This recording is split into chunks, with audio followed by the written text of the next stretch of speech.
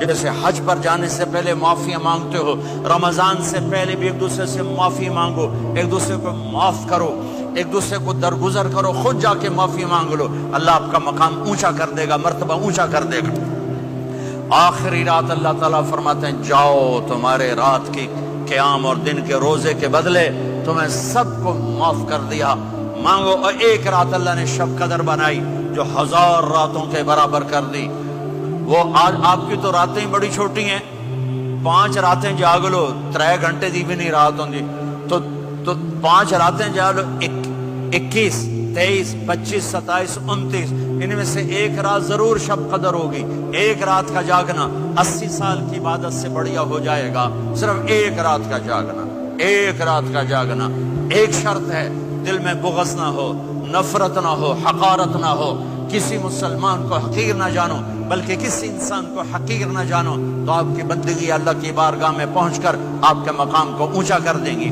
تو عبادات میں ایک نماز ہے، پھر ایک روزہ ہے، پھر زکوٰۃ اور حج مالدار لوگوں کا فریضہ ہے، غریبوں کا نہیں ہے، متوسط طبقے کا نہیں ہے۔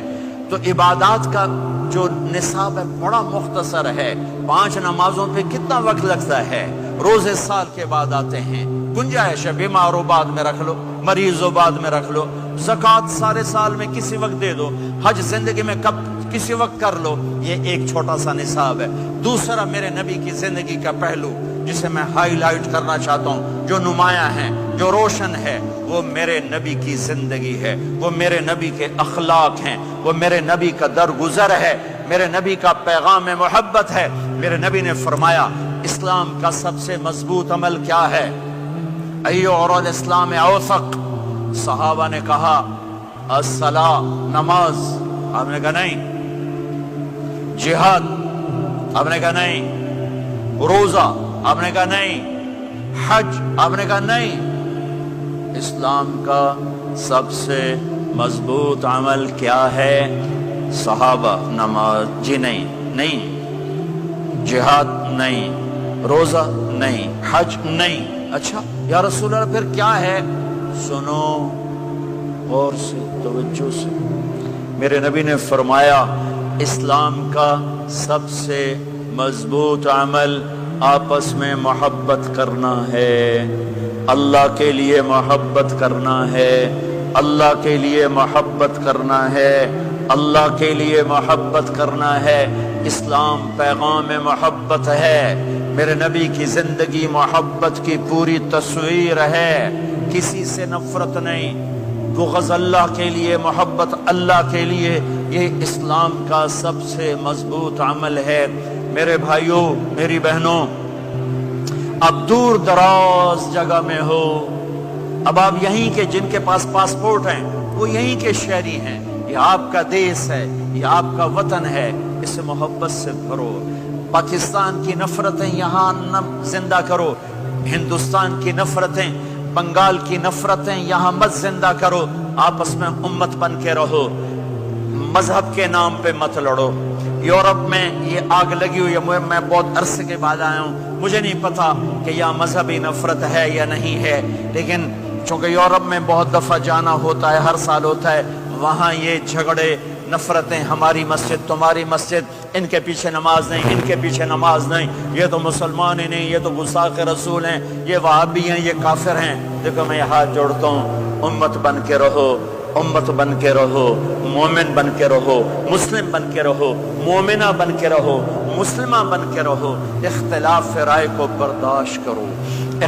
یہاں چاند کے مسئلے میں اختلاف ہوتا ہے، روزے کے ٹائم میں اختلاف ہوتا ہے، علماء سے کہتا ہوں اس اختلاف کو مٹھاؤ، جس میں سہولت ہو سارے وہ لے لو۔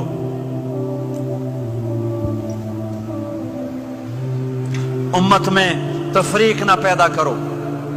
یہ علماء کے سامنے ہاتھ جوڑتا ہوں، جس میں امت کو زیادہ سہولت ہو، ما خیر بین امرین الا اختار ایسرہما، 2 کام جب میرے نبی کے سامنے ہوتے تھے، جو مشکل ہوتا تھا چھوڑ دیتے تھے، جو آسان ہوتا تھا لے لیتے تھے۔ تو میرے بھائی بہنوں، یہ مذہب کی نفرت پاکستان میں، بنگلہ دیش میں اور انڈیا میں آگ لگی ہوئی ہے۔ امت بن کے رہو، امت بن کے رہو۔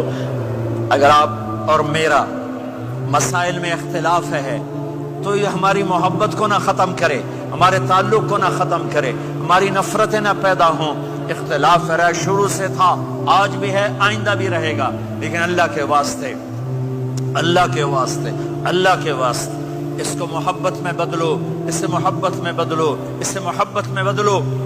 اختلاف رائے کو برداشت کرو، مذہب کے نام کی نفرت کو ہوا نہ دو، ہوا نہ دو، اس کو ٹھنڈا کرو، اس پر پانی ڈالو، اسے بھڑکاؤ نہیں، اس پر پانی ڈالو۔ میرے نبی نے عبداللہ بن ابی سے نباہ کر کے دکھا دیا، جو منافقوں کا سردار، باقی منافقوں کا تو کسی کو پتہ نہیں تھا سوائے میرے نبی کے، عبداللہ بن ابی کا منافقوں نے سب کو معلوم تھا یہ منافق ہے، اور آپ کے پیچھے نمازیں پڑھتا رہا، آپ نے اس کے اپنے ساتھ رکھا۔ ایک دن آپ پانی پی رہے تھے، عبداللہ بن ابی کے بیٹے عبداللہ پکے صحابی تھے، کہنے لگے یا رسول اللہ تھوڑا پانی تو بچا دیں۔ آپ نے کہا